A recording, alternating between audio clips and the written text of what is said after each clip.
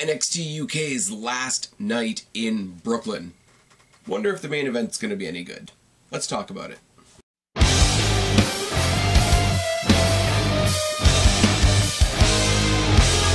What's going on, everybody? It's your buddy, it's your pal Spaz Phoenix, the YWC Reality Check, here with your May 1st NXT UK review. UK live from Brooklyn review. As I said last night in Brooklyn, wonder if the main event's going to be any good. P.S. The main event is Walter versus Jordan Devlin. Oh, yes. A couple of matches before then got us just into some NXT versus NXT UK.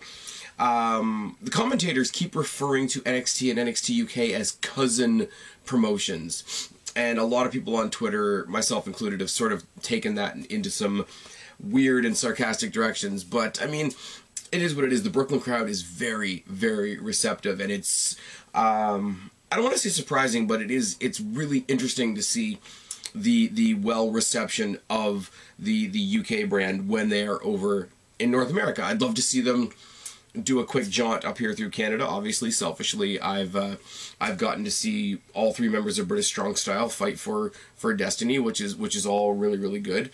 On a tangent, some of my personal favorites from Destiny Wrestling are doing really, really good right now. I mean, Pete Dunne, former Destiny champion, is doing his thing over in NXT UK. Walking Weapon Josh Alexander got signed to Impact, and the rumors circulating are that Stone Rockwell may or may not be at the WWE Performance Center. Now, admittedly, that is a rumor. I don't want to be spreading that around like it's fact. I mean, you want to talk facts, you talk about the fact that Dean Ambrose, Jon Moxley promo is a work, and Dean Ambrose is still definitely with WWE.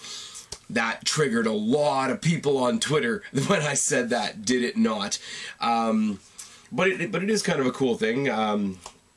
Destiny is doing sort of a throwback show in a couple of weeks. It's not going to be televised, which is why I haven't been up here talking about it a whole bunch, but they just announced one of the main events, which is Hardcore Channing Decker versus Gangrel. Is this my wrestling life? Yes, it is. Anyways, let's get into the match tonight. First NXT UK versus NXT match we've got. I mean, I'm doing the Worlds Collide thing, so I might as well do it here too. Is the Kiwi Buzzsaw Travis Banks taking on Mansoor. Now, Mansoor is the guy that we talked about last night in the NXT review, taking on Dominik Dijakovic. And that was really weird, because you got a guy I don't know versus a guy I don't care about. Now you've got a guy that I've seen a little bit of versus Travis Banks, who I genuinely like, who's the NXT UK equivalent of Sami Zayn, I think is the comparison I've made before. Really, really good. Now, I went into this automatically thinking, okay, Mansoor was just a body last night. And I hope he's not just a body for Travis Banks. I like Travis Banks, but I want to see more of Mansoor. And I got a little bit of both, I'm not going to lie. The result doesn't surprise me. But anyways, there's a collar double tap and a waistlock takedown by Banks. Banks works the arm, and then with a head and wrist lock, Banks grounds with the armbar, and then gets hit by a series of strikes by Mansoor. A faceplant and a high running knee by Banks in quick succession. They snap off the faceplant. They snap off the high running knee. It's all good. Banks works the leg. I gotta say, Travis Banks, we haven't really had a call-up from NXT UK yet. I thought it was going to be Pete Dunne in the Superstar Shakeup. I still think it's going to happen when SmackDown goes to Fox. Banks is one of those guys that I really hope they don't just shove onto 205 Live. I don't know what he weighs. I don't listen to that part of the announcement, really. But he's one of those guys that I think that even if you weighed like 210, they could fudge the numbers like they did with Cedric Alexander, like they did with Buddy Murphy, like they did with Sin Cara, etc. But sorry guys, still getting over feeling like crap. Thank you for bearing with me. It is going away slowly but surely, and I've got a little bit more life in my face today, so that's a good thing as well. But yeah, Travis Banks, really, really good. I hope he gets into the title picture before they shove him up, and when they do shove him up, I hope they don't just stick him on 205 Live. That's my 2 cents on that. Mansoor, on the other hand, is a guy that I'd actually kind of like to see on 205 Live. So I don't know what that says about me at all. Snap vertical suplex by Mansoor and a seated abdominal stretch. Chops by Banks in the corner and a mudhole stomp. Running kick on the apron by Banks, followed by a suicide dive. Mansoor, I don't think we saw any finishing moves from him last night, but he does this thing where he's going to set up for sort of a an inverted DDT, a dragon DDT, if you will, but then he twists it at the last second. So even though it's a reverse DDT position, I don't know why I always move my arms when I'm trying to explain stuff to you guys, because you can only see me from about the neck up unless my hands are up here. But he twists it. It sort of becomes... it almost looks like he dropped him on the side of his head. But what I've got is a twisting reverse DDT by Mansoor written on my notes. And as is becoming cliche on this channel, I ramble as I try to explain what that actually fucking means. Forearms by Mansoor, but eventually a Kiwi Crusher by Travis Banks gets the win for the Kiwi Buzzsaw. It's all good going forward. Xia Brookside is filmed at the UK Performance Center.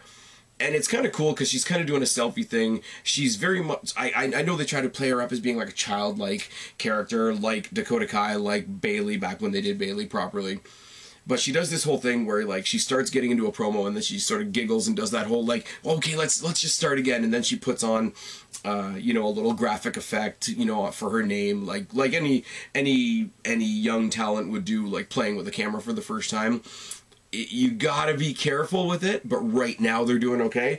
Anyways, she says, you know, last time you guys saw me, I was taking a loss to Rhea Ripley, which is like David and Goliath type situation. And but you know what? I'm only gonna, I can only be myself. I can only move forward, etc. And you're all gonna come along on my journey. So it feels like we're gonna go on a long set of like video compilation packages documenting the progression of Xia Brookside, which isn't any kind of bad thing. I don't need to see her every week on the show, but if we see 2 or 3 minutes of her, you know, training in the Performance Center, 2 or 3 minutes of her, you know, sparring with somebody, 2 or 3 minutes of her, I mean, careful how you do this as well, because it doesn't always work well for people, but, you know, with her dad,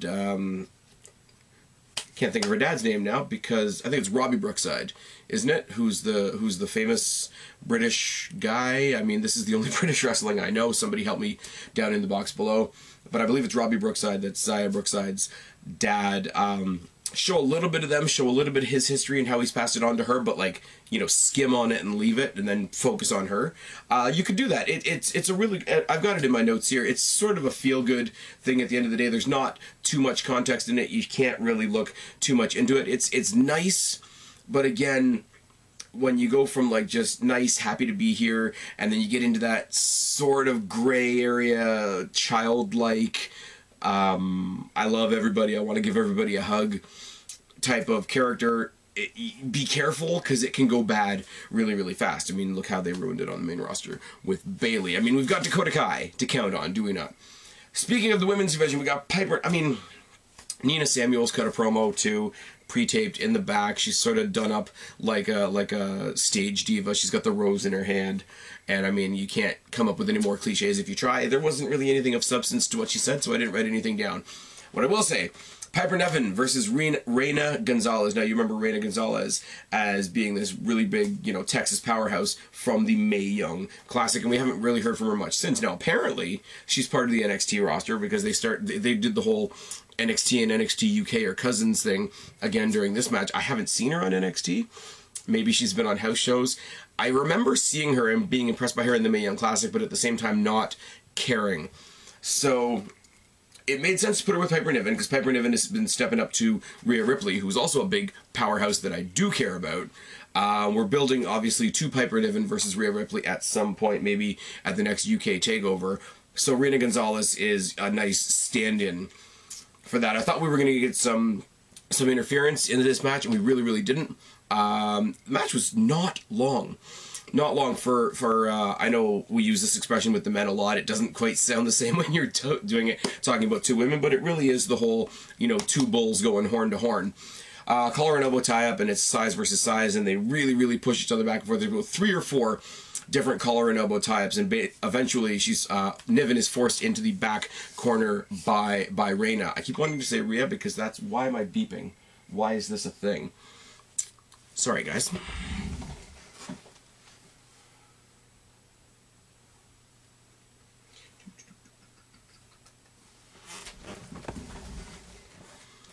It happens sometimes. I always complain about doing these videos at ridiculous o'clock, but at ridiculous o'clock nobody's texting me.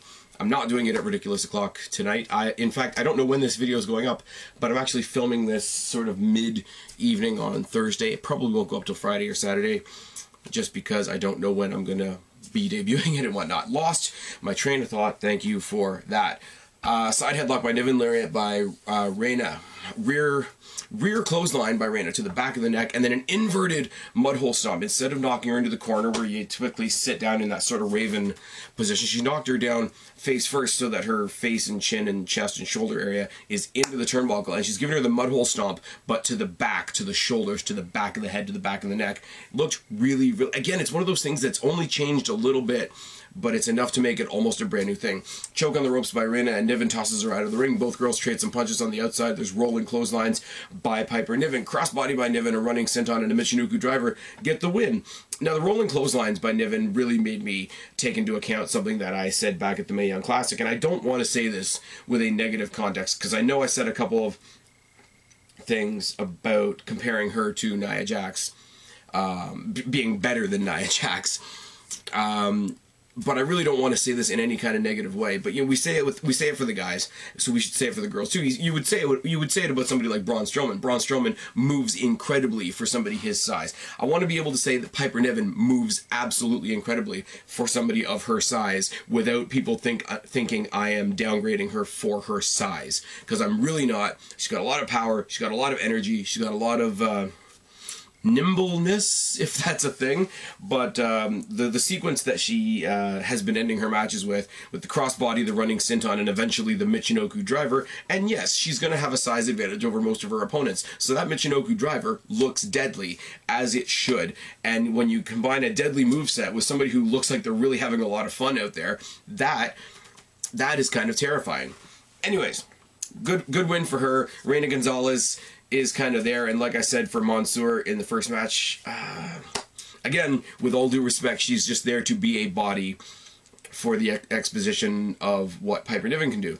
In the back, we see Amir Jordan and the Lucky and Kenny Williams backstage, talking a bunch of shit about Drake and Gibson, talking about them wanting tag team title shots, talking about the fact that Kenny Williams is from Glasgow, Scotland.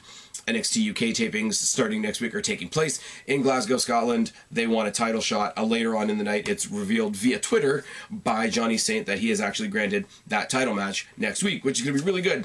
Amir Jordan, Kenny Williams taking on James Drake and Zach Gibson, the grizzled young vets, for the tag team championships of NXT UK, which is going to be good. Then we get a long promo, speaking of Glasgow, from Gallus, and it's basically them talking about how where they're from isn't pretty, isn't impressive, it's kind of ugly actually, but we like things ugly, and Glasgow is Gallus. We're going to show them that this is still our kingdom. Very, very paint by numbers promo in some ways, but very, very effective nonetheless. It's all done with the scenery of Glasgow and the three of them cutting the promo and walking about.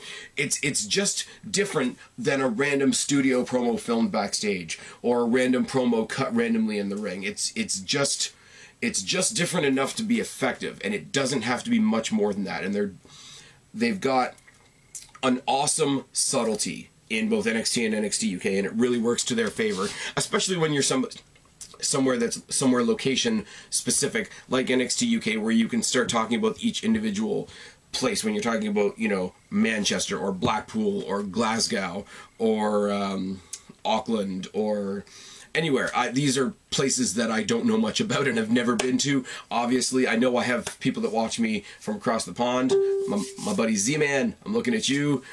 Brought my ass out of the ashes to do my last Q&A. Shout out to you. Put it down in the box below. Tell me about the places that you guys are from, especially if you're in a place that's going to be touched by NXT UK or anything on that side of the world, because I need all the information I can get. Let's be real. You know what I need? More than that, though, I need tonight's main event. I need Jordan Devlin, you know, mini, angsty, you know, Finn Balor with the symbiote, Jordan Devlin, taking on Walter. What I love is even the Americans, how they gravitated to Pete Dunne, obviously. I mean, any takeover that he was part of, you could see that. But Walter earned their respect almost immediately at TakeOver New York with his win over Pete Dunne. And just look at the guy. And I mean, I hate to say that. I mean, I'm talking about size and body type and who's big and who's small a lot in the past couple of days. But I mean, we're talking about people like Piper Niven, who have a definite size advantage. Walter, who has a definite size advantage. You got guys like, I don't know, Braun Strowman and can't think of his name now, Lars Sullivan, who definitely has definite size advantage. You got Dijakovic on NXT proper with the definite size advantage over Mansoor just last night.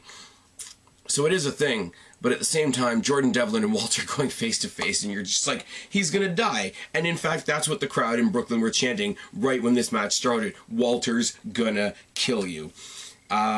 Devlin starts, smart enough, with some kicks to the leg and a little bit of cat and mouse, couple of shots to the leg, runs completely out of the ring, makes Walter move around a little bit more, gets back in the ring, kicks him in the leg a couple more times. You know, cliches become cliches for a reason. Chop down the old redwood tree, as JR would say, does make sense because it does make sense.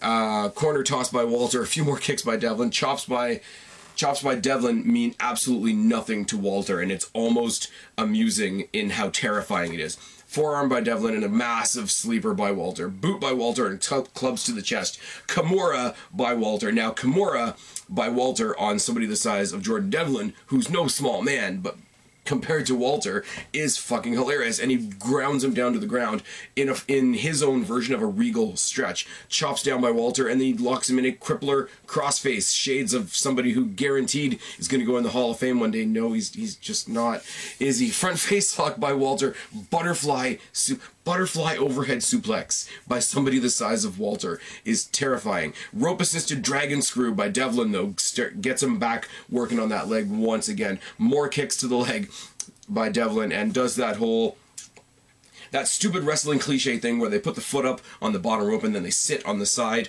of the knee joint. But then he brings him back into the ring completely away from the ropes and rolls it over into a single leg crab. And when you see Walter stuck in this single leg crab and you get a close-up of his face, you can see that at some point in the match so far, he really had his mouth busted open, because it's not just a little bit of red around the lips or a little bit of red around the nostrils. He's dribbling red down the side of his face. It's really, really good.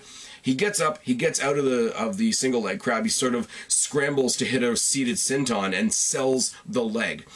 Again, I hate to keep going back to the size thing, but when you see somebody the size of Walter trampling Devlin, and he's the one selling an injury, it is effective. Huge chop by Walter and a back body drop, though, you know, burst of adrenaline. I've only got one leg, but I can still toss you because you're small. German release toss suplex by Walter. Tosses Devlin across the damn ring. Walter chops Devlin all around the outside area. Apron backdrop by Walter, still hobbling around on one leg, but as I say, on one leg, still manages to get that backdrop suplex on the edge of the apron, which commentators like Taz will remind you ad nauseum is the hardest part of the ring. Side suplex by Walter, but an enziguri by Devlin, some chops, and a side suplex of his own.